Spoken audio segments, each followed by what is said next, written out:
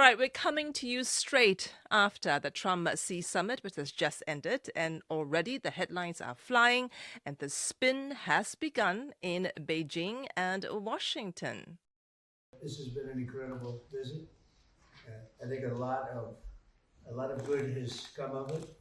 We've made some fantastic trade deals, great for both countries. But beyond the choreography and the official statements, who had the upper hand going in? And by the time the summit ended, did that balance shift? We agreed that China-US relations are the most important bilateral relationship in the world today. They can only be improved, not damaged. Cooperation benefits both countries, while confrontation harms both. We should be partners, not adversaries. Because this wasn't just another bilateral meeting. This summit landed in a maelstrom of tensions on multiple fronts. We're talking about trade, tech rivalry, Taiwan.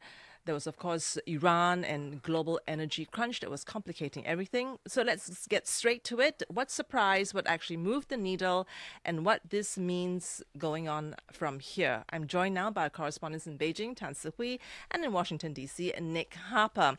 What was the one moment, or comment or development that genuinely surprised you? Nick, let's start with you. Yeah, I think rather than one moment, I want to talk about overall Donald Trump's demeanour during all of this. He was very well behaved, and that's not something we often see from the US president. He's unpredictable, he likes to speak off the cuff, he's often rude and demeaning.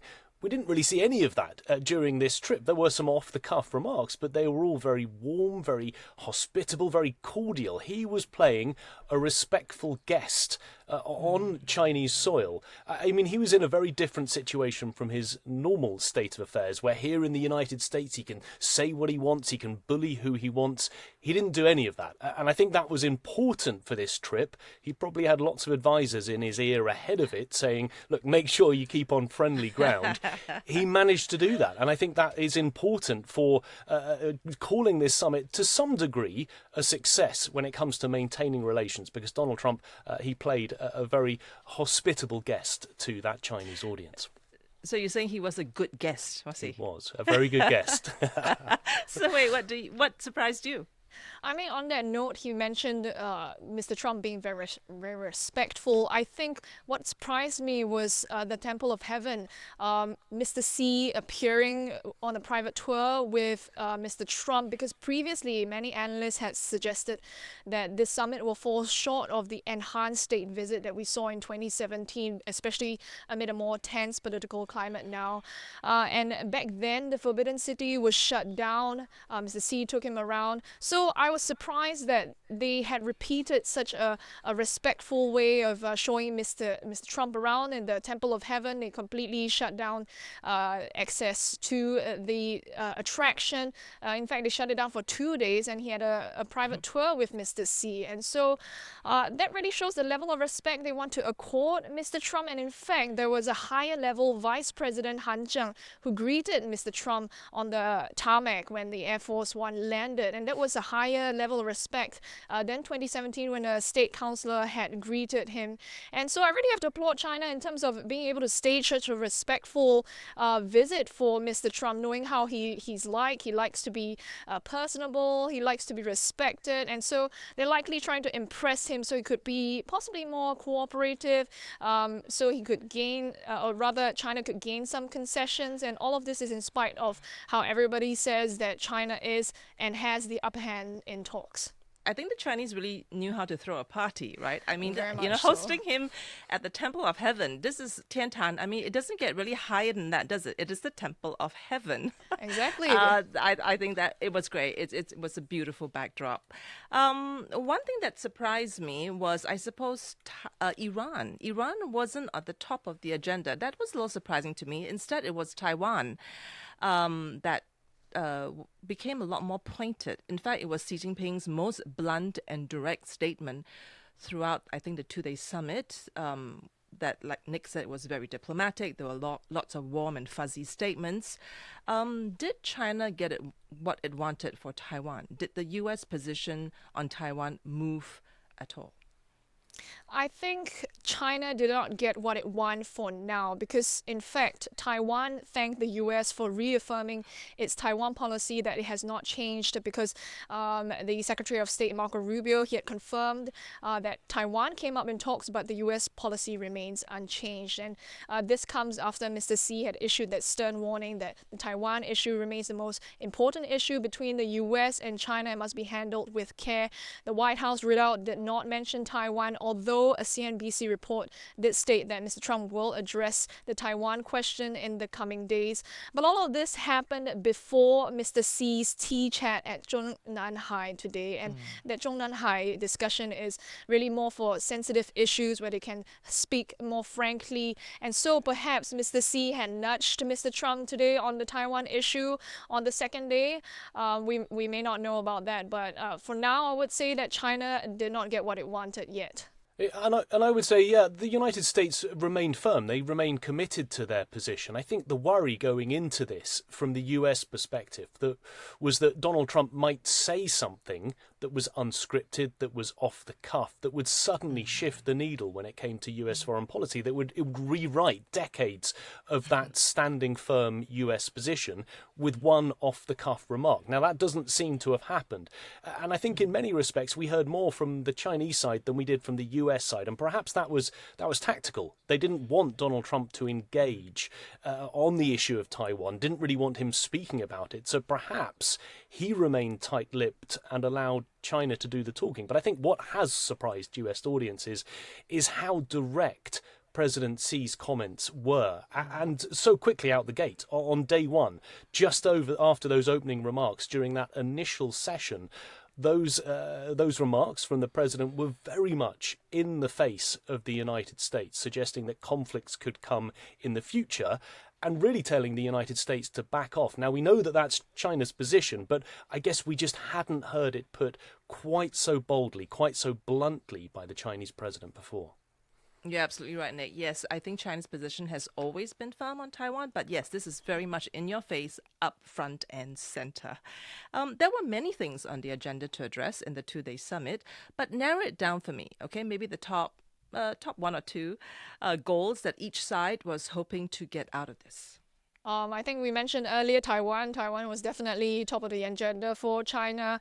We saw that it was front and center. I think the fact that it was something that Beijing pushed on because analysts are saying that they believe that they can go somewhere with this, especially riding off the back of the Kuomintang chief's visit to Beijing. So it believes it has some leeway, especially since the US could be distracted in the Middle East. I think trade was also top of the agenda for China, looking to prioritize and in lowering the tariff rate. It wants to cater to some of Trump's demands, but holding out the willingness to retaliate on others. So those were the two things that likely featured high for China.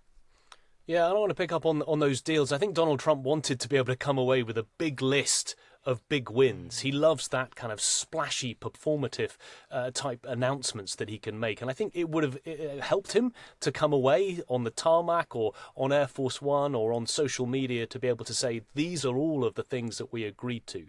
We don't really have that yet. They've said that deals have been made, but we don't really have the details. And on the other side of things, that wasn't an explicit desire of the US, but was kind of an underlying unsaid thing, was the issue of Iran. Now, Donald Trump said before he got on the plane that he didn't need China's help, but he kind of did need China's help. He needed them at least to say the right things, and they seem to have done that, suggesting, at least from the US readouts, that they are with the US on positions like Iran can never have a nuclear weapon, that the Strait of Hormuz should be reopened. But I guess we haven't really seen China saying, and we perhaps were never going to see this, we're going to jump straight in and we're going to push Iran to the negotiating table. Right. Now, going into the summit, there was a growing narrative that Xi Jinping entered the meeting with stronger leverage, right? China's position on rare earths is a monopoly on rare earths, decoupling from U.S. Agricultural imports, commercial aviation, semiconductors, dominance of global supply chains. You know, did you feel that Xi Jinping go into the summit with more leverage than Trump, and how did that play out in the negotiations? Yeah, I think he did. I mean, I think he came in with the ability to hold back the rare earths. We know that really that has been one of the big things that the US has tried to achieve in the last year. They know that they need rare earths for a whole variety of high-tech sectors.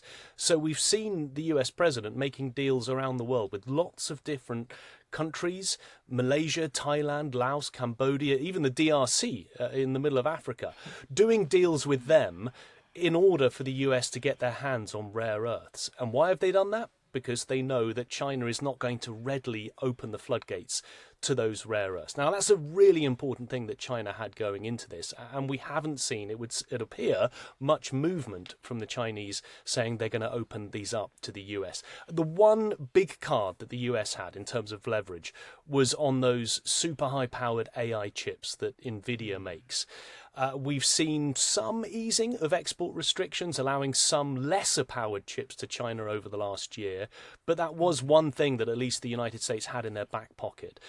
And again, it seems that both sides have really held back their two big important things. Rare earths by China, high-powered AI chips from the United States. They're not willing to give them over yet. Not a great deal of concessions, but I think it allowed both of them to have some power going into this. But I think China had more power than the United States, especially when we're seeing China, as you mentioned, really aiming for this self-reliance in a whole range of different sectors, including that AI semiconductor sector. Si Hui? Yeah, I mean, he mentioned that they have, Nick talked about being able to be self-sufficient in certain areas, and they have certainly made preparations across the board in areas including trade, Taiwan, technology, and the geopolitics. And so we really see this growing confidence in China. They have this upper leverage because they have already learned how to deal with Trump in his first term. They know how to deal with his personality, his bargaining tactics, and they won't be bullied again. And we've seen that with the rare earth situation. They have that confidence in its ability to retaliate. They also have confidence in its financial systems, especially since it also enacted new regulations on anti-sanctions law that counter foreign measures targeted at Chinese companies. And so we have seen this confidence that China has brought to the Trump Xi summit. Right. Now, Professor Graham Allison, who wrote the book Destined for War, Can America and China Escape the Thucydides Trap? I need to say this right. It's a tricky word. He was on CNA as an analyst for the summit. Now, Allison coined the term Thucydides Trap in his book, which Xi Jinping himself referenced in his opening speech. Now, let's listen to what Allison concluded about the summit. And the two of them have determined that they want to not be caught in Thucydides' trap, not to have this relationship spiral into a war the way it has typically done in other cases, but to do what President Xi calls create a new form of great power relations. And they began to do that in trying to articulate a different idea about the U.S.-China relationship in this summit. I think President Xi's lines, which President Trump then reiterated, is a constructive new stability, a new strategic stability. And that's easy to say, hard to do, but I'd say it's a step in the right direction.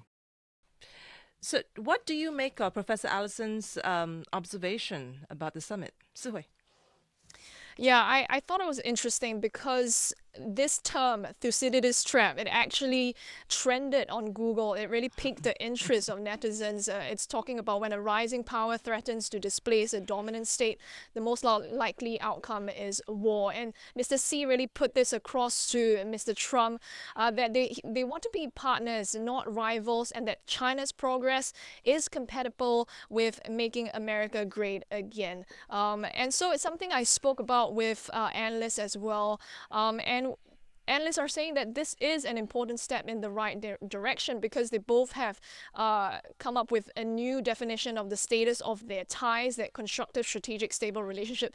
It is quite a mouthful, but it is a stable development of ties, is a new positioning for the next 3 years and potentially beyond. And it's important because this ensures that there are boundaries for how their differences are being managed, preventing both sides from spiraling out of control, like what we saw during the height of the tariff war, when we saw tariffs go as high as 145%. It's interesting, isn't it, Si Hui? Like you said, both presidents actually have similar goals for their country. It's like for Mr. Trump is MAGA, Make America Great Again, and for Xi Jinping is the great rejuvenation of China. They're actually very similar. That's right. But Mr. Xi is saying that they are actually compatible goals. Nick, what did you make of Alison's comments? Well, I think that's right. There is that idea of them being compatible, but I think the comments are also aimed at not meddling in each other's affairs, maintaining that stability, but doing it almost in their own separate ways so that they can achieve that joint peace. I think perhaps that's one of the wins out of all of this, that they are talking about stability in a way that we perhaps haven't seen before.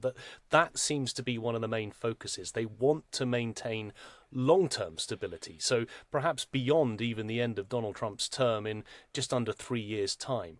So how do you maintain that stability? Well, I think President Xi is trying to, perhaps for the first time more explicitly, link stability with the issue of Taiwan. So essentially saying to the United States, if we want to maintain stable relations, make sure you don't meddle with Chinese affairs, and that affair is Taiwan. So I think stability is going to be important. I think that's a big win out of all of this, and it's interesting to note just the different way that they're using that language and that they're using the idea of how to approach stability and how to maintain it over the coming years and decades. And finally, to the both of you, bottom line, who do you think walked away looking like the bigger winner?